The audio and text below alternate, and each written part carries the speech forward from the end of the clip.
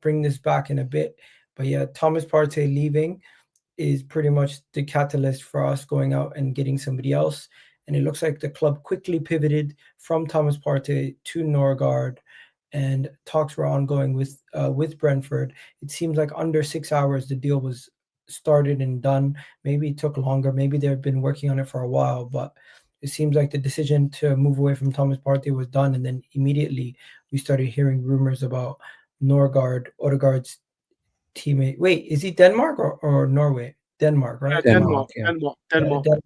He's Danish. So there you go.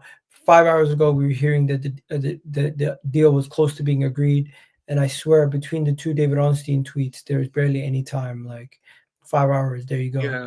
5 hours difference between the two tweets. The first tweet basically was like the deal. They're exploring a deal, and then a couple hours later, Arsenal are in the final. What do you call it? Finalizing agreements with Brentford to sign Norgaard, and dialogue continues between Arsenal and Brentford. The midfielder's contract length at the Emirates has been sorted, plus medical for the 31-year-old Danish international is being planned. So there you have it, ladies and gentlemen. Of course, the reaction on social media is never normal, as everyone is going to lose their shit over every single player that we're linked to. And just clicking on it, you can go down under the tweets and you can see some people saying a disgrace, some people saying, wow, underrated player. It's very mixed, very mixed. You got rivals laughing. It always is mixed though with fans on. You got rivals laughing. You got people saying, just pay Partey what he wants, man. And some people missing the picture. Like we got to start with the Partey thing. People were saying just pay Partey whatever he wants. I think that's a little ridiculous, don't you guys think? Yeah, I think I think with Partey, it was a surprise that he played like 50 plus games for Arsenal last season, and he looked at it and thought he deserves a pay rise. But at the end of the day, if you're 31 years old, 32 years old, you've not got the best PR, and Arsenal have had your back. Surely you'd be a good person about it and not expect a pay rise out of it, given the fact that you're currently in decline and Arsenal just signed a new fancy midfielder in replacing you. So I felt like as soon as I heard he wanted the wage increase, I was just like, nah, get this guy out of here. Who does he think he is? He's not helped us win any trophies in that sense. He's not been pivotal. In fact, in our highest points tally the season when we got 89 points, it was Jorginho playing the majority of the games. And for me, like, I'd rather Norgaard and Zubimendi be in the midfield than Partey and Jorginho, but I'd rather Zubimendi and Jorginho than Zubimendi and Norgaard. For me, I'm glad that the whole saga with Partey is ending. Personally, for me, like, it's always tough when I'm talking about this guy as an Arsenal fan, whether it be about his football performances or off the pitch. But on the pitch, he's a good footballer. He definitely is like capable of playing in European football still, whether it be going back to Barcelona or Atletico Madrid. Those are clubs that are linked with him.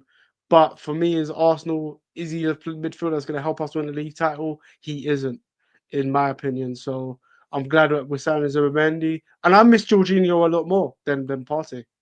Ooh, that. A lot of people will take that as a hot take. Big up Tommy in the building with the super chat. First super chat of the day. Appreciate it, brother. He said, West Ham fan here saying, third biggest club in England, of course. Second highest paid manager in the world. No, that's not true. Simeone's getting paid more than him. Wait, second highest paid. £15 million though is a lot of money for Arteta. Arteta is not the second highest paid manager in the world. Doesn't matter. Just let it go. Let it go. If they want to say that, like, say that. Look, at the end of the day, the highest wage bills. One of the highest wage bills when we're like sixth in that wage bill category. We're eighth in the low wage bill category. Yeah, the wage bill is it's always a bit. People always just assume that because we paid Kai and Jesus money that we've spent like crazy wages. We have not got crazy wages. No. And if you're going to talk about wage bill, we've just let it go of 200,000 off the wage bill just like that. So yeah, there you go. Wage and bill. he wanted an extra 50k, and we said no. So we're not in that status where we're in just terms of the willy-nilly actual what he's saying in terms of we haven't won the league, the Champions League. We are fed up. I don't know. I don't think there's anyone that can deny that we haven't won the league, Champions League. He's talking to me as if I'm blind. Like I don't see people. It doesn't look. I think first of all, thank you for the donation and respect where you're coming from, because from an outside perspective, you must come in and think, what are these guys talking about? Do you not want world class players? The fact is, right, we've spent what 11 mil on this guy. I think 11 mil euros, so it's on that 9.5, and then another 5 mil on Kepa for 2 players. Spent about 15 mil, maybe 17.5 mil, something like that, on 2 players. And if that's the case, then there's no excuse to not go out and get 2 forwards now. Like, it's very clear that you've freed up a bunch of wages. You want to get Zinchenko off the books as well. He's got pretty high wages. If the case is it's that simple, you can't really say that it's anything but, look, we're going to get this guy off the wage bill. We're going to get the big guys off the wage bill. And you can say we won't win shit next year. That's absolutely fine. The point is that if that was the major part of the window, then I'd be just as pissed off as probably people are in the comments or people laughing from Rival's perspective. It's very simple. If we do not go out and sign 2 forwards of high quality now, then the window is going to turn out like last year's, where it was like, well, we did some business that's decent, but we haven't done enough. Get 2 forwards now. All right, let me just stop everybody. It's not Thomas Partey for Norgaard, like people are saying. It's actually Thomas Partey and Jorginho out, Norgaard and Zubimendi in. Is it really? Has it? The real thing that everyone's asking is, has Arsenal gotten worse? Because it's, to me, whatever we have in the building and whatever we bring in, people always tend to keep on saying Arsenal's getting worse because we're getting Norgaard from Jorginho. Let's be honest, Norgaard is more reliable than Jorginho at this moment in time. Jorginho played 700 minutes last year in the Premier League. 700 minutes, seven games. How many did Norgaard play?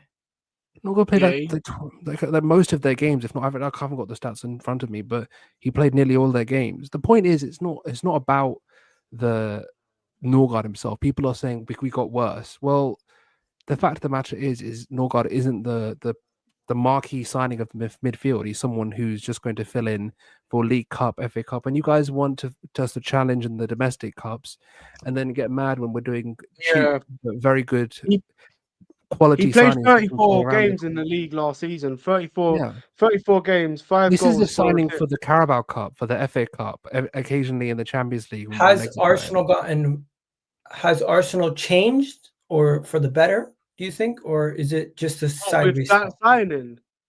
With Partey and Jorginho out and Zubimendi and Norgaard in. We've got better. We haven't got worse. I don't know why this. I think some people are saying the reality is Zubimendi and Partey are a lot stronger. Honestly, there's Zubimendi about Zubimendi over Partey, but I rather Jorginho over. No, what they're saying is keeping Partey would have been stronger than getting Norgaard in. No, I just completely disagree with that. No, the guy has. I'm not. Partey last season is a mirage. I don't give a shit what anyone says. That guy cost us in key matches again and again last year. Villa, the Chelsea game away, Man City away, the suspension in Madrid, not being available in the first goal. He fucking headed it to Hakimi in Paris. Like, this is not. I don't understand why people are just glossing over. Like, oh my god, he played a lot of games. We got to keep him. The guy played a lot of games, but he cost us points. He cost us games, and he got suspended in the key moment when we needed him the most. Like, there was no reason for that suspension at all. We were winning in Madrid. There was no need to go for that tackle at all. Like, he's not. I'm not having it. I refuse. Like, if he would have stayed, part of me, and I said this to Egal, if he stays, I'm out.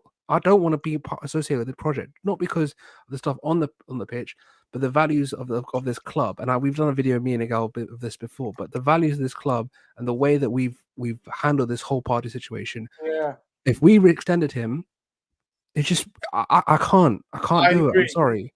I can't. But it's you know what the thing is, we still got to put like I'm not Arsenal into touching that. account here, yeah, and hold them to account because they still offered him a new contract. Yeah. They still From what? wanted to keep him. Like it's not Yeah. a case No. of it's the Yes, I fact that he completely wanted agree. more as well. It's like we don't need people that are Mm. just gonna think about themselves and bite the hand that fully fed them, you know. And we played him while situations were going on, and it's like I Yeah. don't want to down to us. Even when he scored that goal against Man City and we hammered them 5-1, I was there thinking to myself after the game, and like I was just thinking about the whole situation. It's like it's not healthy for the club. It's not And healthy it's for not just Correct. even if you want Let's to keep take a a step 2 million. away from Partey and let's bring it to the Norgaard conversation because yeah. we're gonna talk about Zubimendi in a second.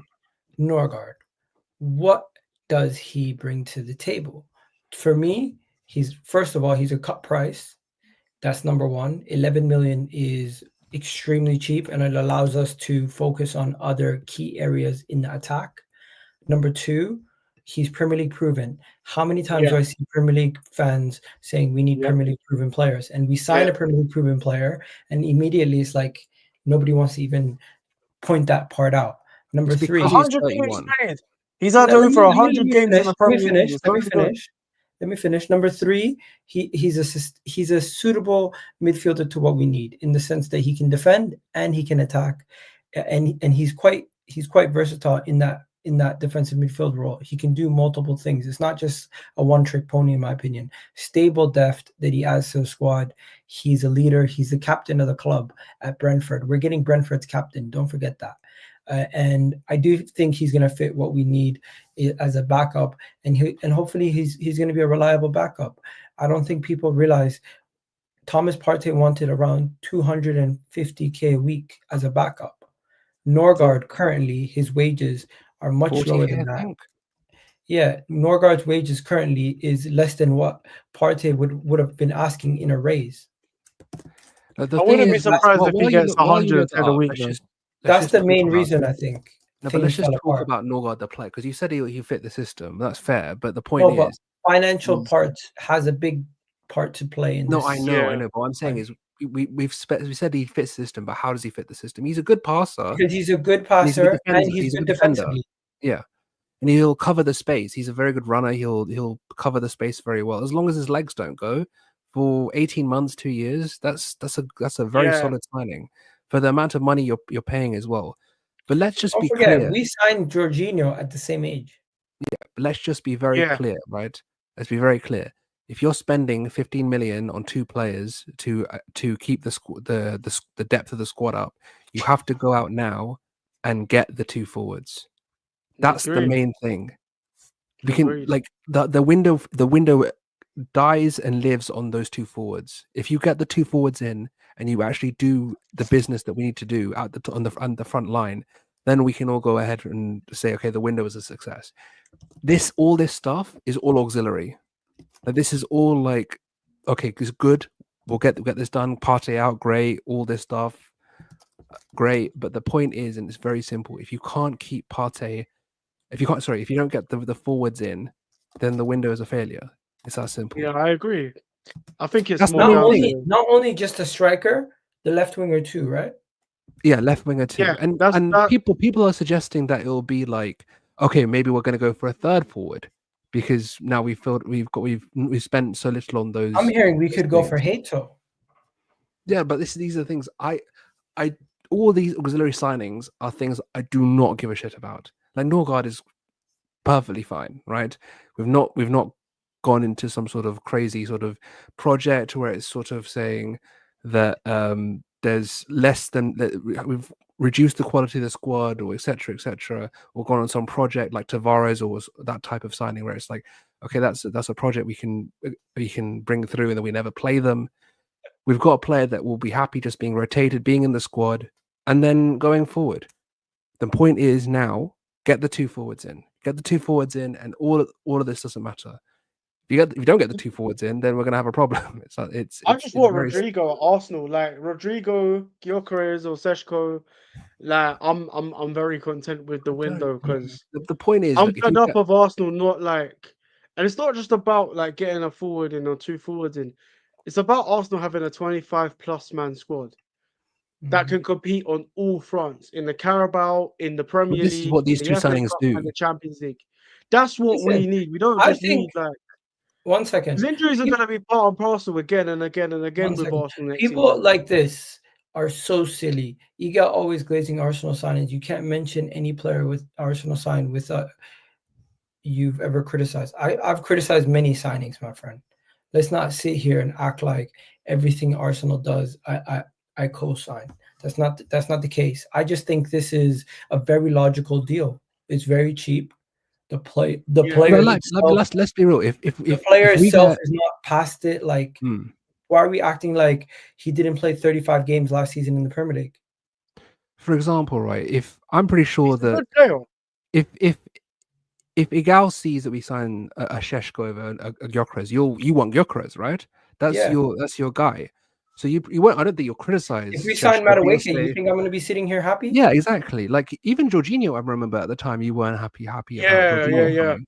Like there's a lot of Arsenal fans were angry about Jorginho, including myself, and then we realised that he's actually a good midfielder. Like there's a lot people love to be angry at signings before they join the club, and one thing I've learned that by being an Arsenal fan with Jorginho coming in, we don't know if they're going to be great or bad. Sterling coming, I thought this kind of comments is silly. And he didn't. Arsenal don't were get dragged still into comments in negotiation with Thomas Partey, and they pivoted to signing Norgaard when they realized Thomas Partey was not going to happen. Simple. And people are saying, "Oh, we knew about this a couple of days ago. We've heard about Norgaard links." There were rumors circulating. I literally did a video about Norgaard. When was it? I swear it was like 2 days ago. I did a video about Norgaard. I don't know why people are jumping to these fake conclusions. Like I literally did a video on Norgaard. When was it?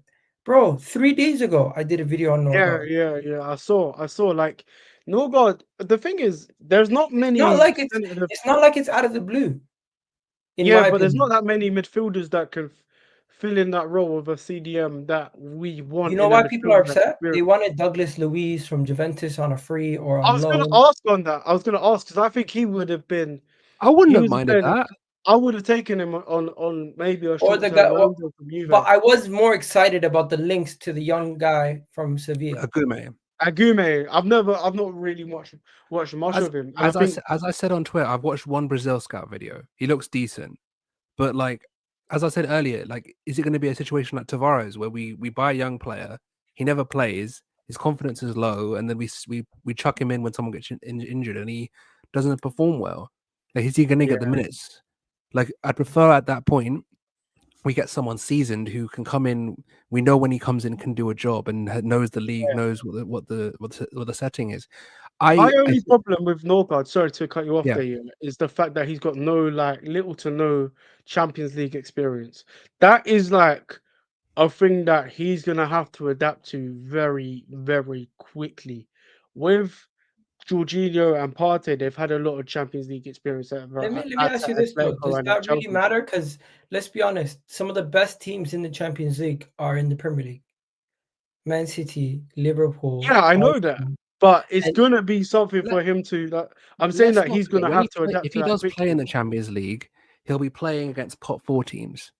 He won't be playing a Bayern or a Real or some others. He will play like injuries are gonna happen. I know, but my point is when we're talking about the actual makeup of the team, it's very unlikely that we're going to see him at Atalanta away or something, unless something happens, we get another injury crisis. Yeah, but I wouldn't count Arsenal because we ended up with Marino up front, and we had Havertz. Of course, but the thing is, when you say that, we've also, let's not forget, we've also had a very crazy. He's 31 injury. years old. We're not acting like he's different. A kid. Like I don't think there's a level of experience that people need. I get it, but let's not forget he's played international European football before. He's played international football for Denmark. He's been at the World Cup. He's done it at the highest stages. Like I'm not too concerned about that at this moment in time. what I'm more concerned about is his leg still good? Can he still go for another 2 years? Is he gonna be physically breaking down like Jorginho did? I reckon he 'Cause can. I reckon he those can. I reckon he are more can because concerning for me. And in the case of an injury, you know, one thing people always say, Arsenal leaves themselves short. This is yeah, a time where exactly. we might not necessarily be leaving ourselves short, so we gotta take the positives. The And only let me just thing, finish off. yeah, So Premier League proven, good defensive shield, leadership and experience. I think he's gonna fit Arteta's system with what we need in with the pivot he midfielder that will. can build up play and is disciplined. Also, the deals being so cheap is the main reason why we signed him. I don't think we would have signed him if he cost 25 million or 20 million. The fact that he was 11 million plus his wages are so low already at Yeah. Brentford, we could probably put him on 50 to 60K easy and he won't even bat an eyelid. But yeah, enough about that. Hopefully you enjoyed this video. Please do hit that like button, hit that subscribe button if you haven't already done so, and leave a comment down below what you thought of that video you just watched.